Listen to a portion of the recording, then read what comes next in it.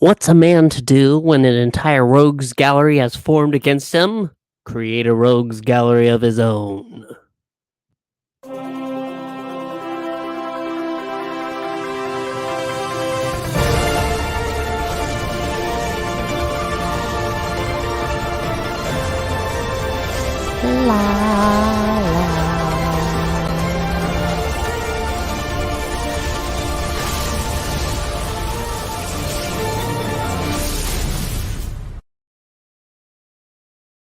Hello, everybody. Welcome back to the Geeky Puppet Show. Here today to discuss The Flash. It's season 9, episode 3. And you might notice something is quite odd today. Yes, thank you, Comic Book Frog. Watching from the distance, saying, "Run, Puppeteen, run." How am I supposed to with no legs? Well, I am your host with the most. Most what? I don't know. But we're here to go over this episode of The Flash. Just premiered about a little over an hour ago. And, well, some things are happening. So let's go ahead and give a fair warning. If you are watching The Flash and you do not want spoilers, you better run. Run, random viewer, run. Because the lone puppet is going to go over them tonight. So where we left off, you were saved from watching this. No, you have to watch it before next week. Leaped off a building. That's very good.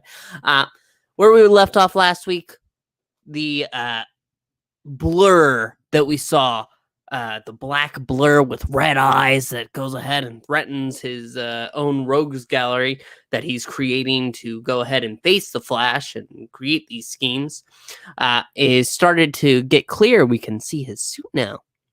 Well, in this week's episode, there is a new member who reminds me a lot, at least the aesthetic of the Ragdoll, which I love the Ragdoll. I kind of miss the Ragdoll.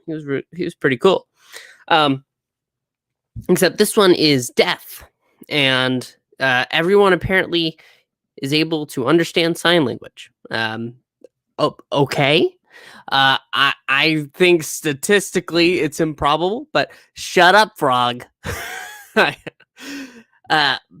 But what they're going over is they have to create their own heist. Barry actually speaks with Pied Piper. They have to go after a certain, cold fusion engine, something like that, not because they want it, but because their rogues gallery is going to go after it. That's the lead they're able to capture upon. And so Barry, speaking with the Pied Piper, comes up with a plan. Thanks to the Pied Piper, well, maybe we need a team of our own. And they're going to steal it first. So they go ahead and they build a rogues gallery to go ahead and steal this cold fusion engine, whatever the item is, the MacGuffin of the week. And they get Chillblain. Do you remember last season, the guy that was blamed for turning everybody into charcoal? He was a kind of a rocker dude with a son. I just want to get to my son. Yeah, he's back. That's neat. And then, of course, Gold is back. Yes. I don't understand exactly how he's just out of prison again. And, okay, well, let's go ahead and get to that. They go ahead and bring him into the fray for some reason. I guess they felt like they needed him because Caitlin is gone, dead, just like Frost, and all they have now is Calliope, or whatever they are calling their new version of Danielle Panabaker. Pretty much the team argues once they're all together about, okay, what are we going to do with this engine once we get it? And you can see Hartley, Pied Piper's like, oh, I need to use it to protect my team. And, oh, no, we can make a pretty penny off of this. And they're arguing, and ultimately they all come to the conclusion that they should cut Barry out. Because Barry can't enter this as the Flash because they have meta dampeners in the facility in which they're going to go ahead and steal this. And they're going to do the heist because they're stealing from the DOD. Probably should have said that. So Barry, of course, has to be put down like a dog. Uh, and after Barry is able to go talk with Iris and stuff, they go ahead and they figure out, okay, Barry, you need to play along with these criminals. Okay, I guess. He runs to them after his little chat with Iris, in which Iris is like, "Oh, I don't know if I'm happy with life. I don't have any goals right now, other than maybe one day having a baby, and that's not good enough for me." So Barry runs over before the team is able to commit the heist. This show is trying to put Puppeteer down. I don't know why you're saying, "Yo, guys, Jay." It's just me. I'm the only guy. They go ahead. I should also go ahead and mention that everybody now knows that Barry is the Flash because of Goldberg. I don't remember his name. All I know is that he had this obsession with gold and poetry. He's still quite the poet. He now knows that he's the Flash. That's right. This criminal that runs his own little gang now knows that Barry Allen is the Flash as well. This is as bad as when Arrow started just telling everybody, "Oh, by the way, I'm Oliver Queen." They go ahead and decide, okay, we'll go ahead and listen to you, Barry, because Barry has the solution. Hartley gets the technology as long as he pays the rest of the crew $250,000 each, because he doesn't need the money. Whatever. And they go and try to steal this, and then suddenly, when it looks like Barry's about to get it, the meta dampeners that they have shut off so that way he can speed run suddenly turn back on. And it's not for anybody else. It's in his specific area. Who is with him? Chillblaine. Chillblaine has betrayed them for the other rogues gallery. The piece of shit who's in the title sequence now is suddenly going ahead and joining the other people because, oh, I gotta get Frost back. Listen, you little bitch. Listen. I don't care. I wanted you to die half a season. No, I wanted you to die on your first appearance. First appearance, just outright. So you're telling me I have to suffer through him as a character, and now that he's revealed to be the piece of shit we always knew he was, we have to suffer through him longer because he's now a bad guy again. Whatever. However, while each of them fight Rocker Dad, which is what I'll call him because I don't have the names and I'm not going to bother to pull up the IMDb that's probably not properly updated. They go ahead and flirt with the what is it? The fiddler on the roof. If I were a rich puppet. That is all cut down short because while each person goes off against each other, apparently, who went against the one who reminded me of Ragdoll? I'm trying to remember. What was it? The Pied Piper? I think so.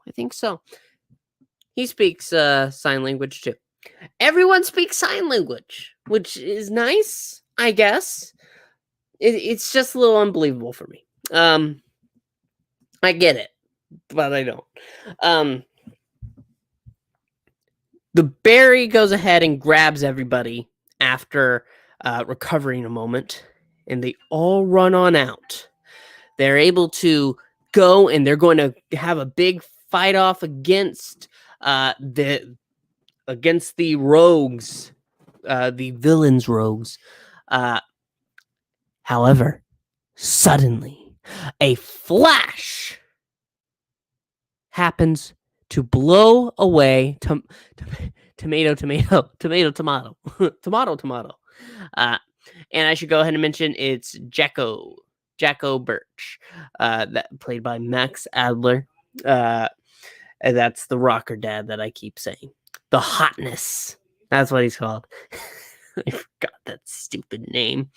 And Goldface is the name of the villain. I mean, so anyway, what happened? This Black Flash.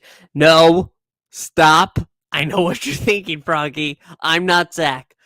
This Flash, evil Flash, not Reverse Flash, but using the negative speed force, goes ahead and pushes them all aside, and he's able to grab up his team and whoom, swift them away.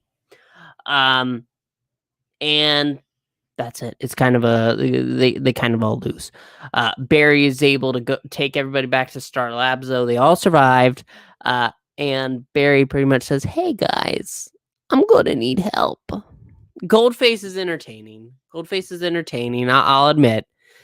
But with how they're going through it, Barry says, "I need help," and the Hotness says, "I have a kid. I'm always going to be here." Hartley says, and Goldface says, "Yeah, no, I've got stuff to protect too. I can't."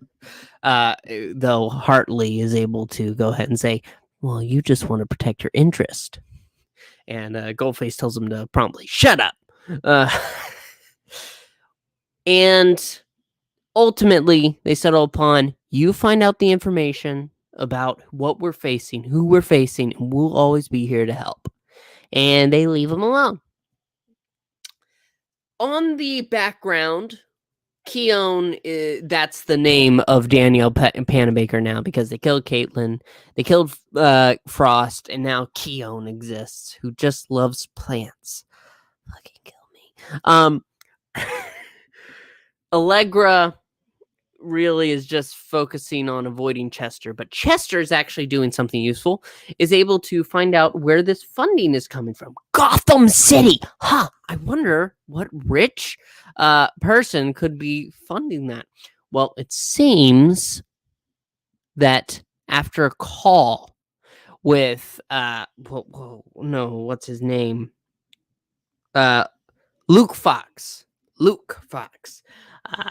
After a call with him, it seems that the technology of this rogues gallery that this evil Flash is collecting is all based on highly advanced versions of Wayne Tech designs.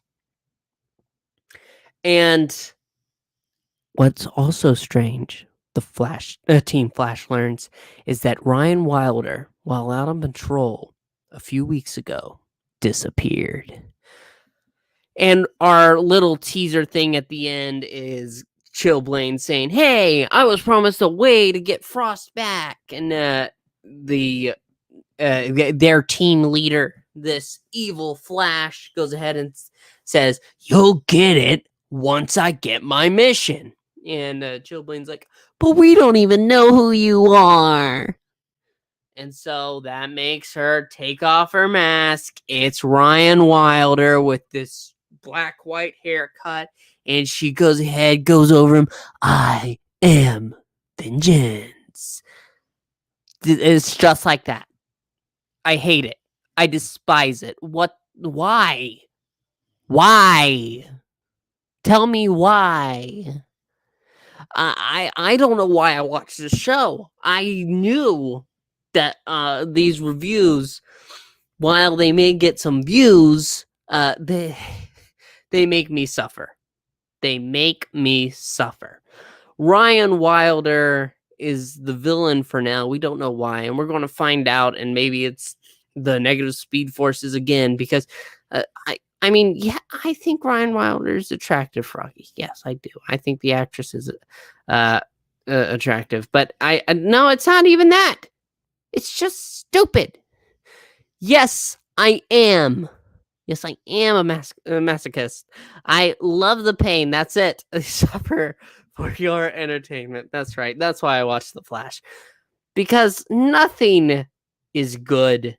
If you watch seasons 1 through 3, and then you watch this season, you're just seeing such a total degrade in quality. In writing, I think in acting too, because Danielle Panabaker as Caitlin Snow had some chops. She was a character. She had things going on in her life. Not the faux storylines of, oh, I have mommy issues. Oh, my dad was evil. I have daddy issues too. And it's not dealing with that. They just killed her off. They didn't care about her. They didn't care about Frost. Daniel Panabaker got the worst end of this deal because they didn't care about her. They just had to keep her around contractually. Oh, Allegra's almost as bad. She has no storyline here. There's nothing to like. She's just nervous about, well, I don't know if I want a relationship with Chester.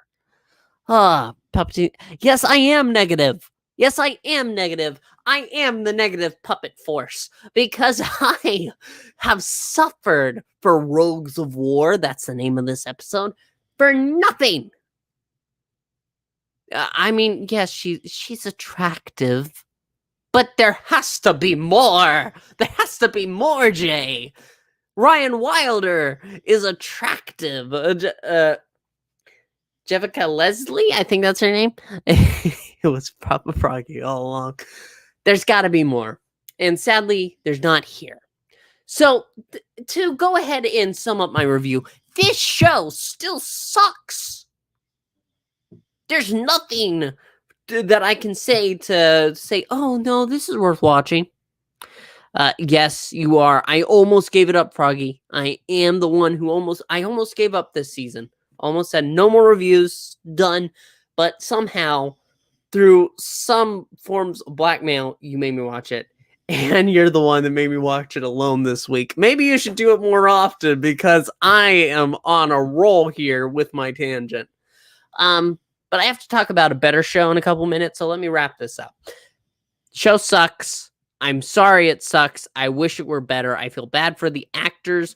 I wish I felt bad for the writers, but they're the ones writing this schlock. I feel bad for the production crew because their talents should be put elsewhere. Please make sure to like and subscribe to the channel. It helps out. Leave a comment. Do you agree? Do you disagree down below? Just say something. I don't know. Maybe you do. I'll find out. But also, check out the Ko-Fi if you can. We'll be back next week for some reason to discuss the next episode of The Flash, episode 4 of season 9. Make sure to stick around just for your sake. So we suffer so you don't have to. That's all. Thank you so much for watching and goodbye.